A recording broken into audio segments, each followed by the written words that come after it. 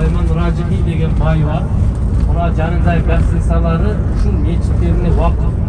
Ошолордон мына гостиницалардан түшкөн акчанын бардыгын бул Алла жолунда гана иштетет. Ушунчалык бай, мүмкүн бунун бюджети Кыргызстандын бюджетине чоң болсо керек. Бул адам өзү өтө карапайым, жөнөкөй эле үй бүлөдөн чыккан адам экен. Азыр ушунчалык байыган, bunun bir tarihini aytıp yürüşer, болгон окуя деп. Бул кишиден бирөө акча сураганы барат экен үйүнө. Акча сураганы барса, эшиктен bir кичинекей баласы келип, магазинден bir нерсе алам дейт экен. Анан ага акчаны берип, кайра акчаны магазинге барып келгенден кийин ар бир тыйынын, сомун тактап, канчага алдың, ашкан, ыздачкана тактап сураганда, баягы адам ушул баласынан ушул акчасын аяп аткан неме мага акча бербесе керек, сурабай эле коеюнчу деп калат экен. Анан баласын чыгарып туруп, келген суроомузду бере бериңиз эми, эмне сурайын дедиңиз эле десе, мен өзү айтпай эле коеюн дедим эле сизге. Мен өзү кичине Алла жолунда мечит курайын же медресе курайынбы деп келдим эле сизден акча сурап.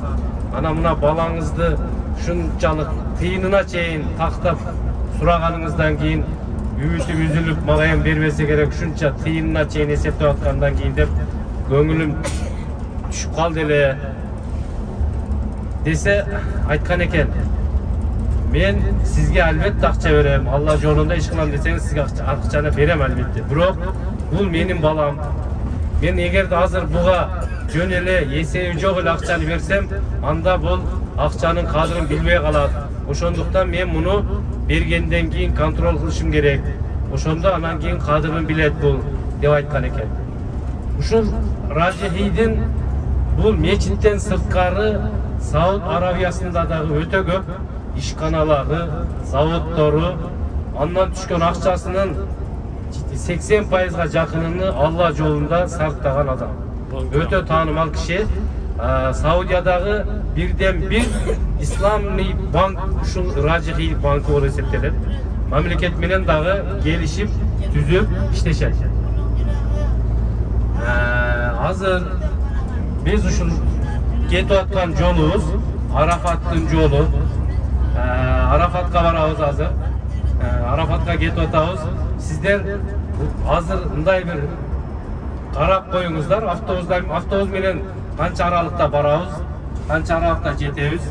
Ушул жолдо кетип атканда бул жактан илим алып жүргөн кече көрдүңүздөр Абдулазизди, Абдуалини, ошолордун окуган университети бар алды жакта. Уммул Куро деп коет. Макканын бир нече аты бар. Макка деп айтат, Бакка деп айтат, Уммул Куро деп айтат. Макканын Уммул Куро дегени, Куро дегени Кария деген, айыл дегендин көптүк түрү. Айылдар дегенди билдирет. Бир нече майда айылдардан чогулган шаар дегенди да билдирет. Ошо шаарлардын энеси деп да айтат. Ушул Маккада өтө чоң дүйнөлүк ислами университет Уммул Куро жайгашкан. Дүйнө жүзүнүн кайсыл булуң бурчунан окуасын студенттер ушул жерде. Ар жылы кайра кайсыл мамлекет болбосун, жогору Канада болобу, Америка болобу, Япония болобу, ар биринин билетин туда обратно алып берет университет. Жатаканасы бекер. Окуташтарындагы жатаканасында арзандатылган мыктарда жасап берет. Ушул жерден илим алгандардан бизге белгилүү алымыбыз Чубак ажы ушул жерди бүтүрүп кеткен. Кече сиздер менен чогуу болгон Абдулазиз ушул жерде азыр Кыргызстандагы бирден бир жекеден жеке докторантурада окуган студенттерибиздин бири мына ушул бала. Кече дагы кечкурун келип сиздерге маселе айтып берген Абдуали, анын аялы дагы бул жерде университетти бүтүргөн илимдүү, кыздары каарылыкты окуп ушул жерде медреселерде окуп каар болгон. Кыскасы Кыргызстанга барып кызмат кыла турган андан дагы башка студенттерибиз ушул жерде илим алып жүрүшөт. Allah nasip kılsa inşallah jakınкы mezgilдерде mına ошол inilerimiz Kırgızстанга барып Allah жолунда кызмат кылат деген терең ишеничтебиz иншалла. Ошолор мына ушул Уммул Куро деген университеттен илим алышат. Азыр биз Уммул Куронун чоңдугун көрөсүздөр. Мына бул азыр дөңдөн өткөндөн кийин оң тарапта университет, ушунчалык университетти ыңгайлаштырган намаз мечити, жатаканасы, бүтүн бардыгы бир забордун ичинде, гектарлаган жерлердин ичинде жайгашкан. Анын ичинен чыкпай илим алып жүрө берсе бардык мүмкүнчүлүгү бар. Азыр ошондуктан дүйнө жүзүнөн келип бул жерлерде илим алып, ар кимиси өз мамлекеттерине барышат. Дагы бир нерсени айтайын, кээ бирлер айтышы мүмкүн, илим ал жакта жок, башка жакта ал жерде окубайт деп. Ар бир адамдын өзүнүн бул илим алыш албашы. Демек, бул жерлер Пайгамбар саллаллаху алейхи ва салламдын урпактары, кээ бирки хадис окуган алымдар, хадис боюнча, тафсир боюнча окуган алымдардын сүлаласын, укум тукумун сүрүштүрүп келсе, ошо Пайгамбар саллаллаху алейхи ва салламга барып такалат. Чоң аталары, чоң энелеринен барып такалса, ошо сахабаларга барып такала тургандар мына ушул жерлерде. Оң жагыңыздарды карасаңыздар, мына ушул Коргондон баштап ушул жерден, оң жактагы мына дарбазадан баштап кетет ушул жер Уммул Куро университети.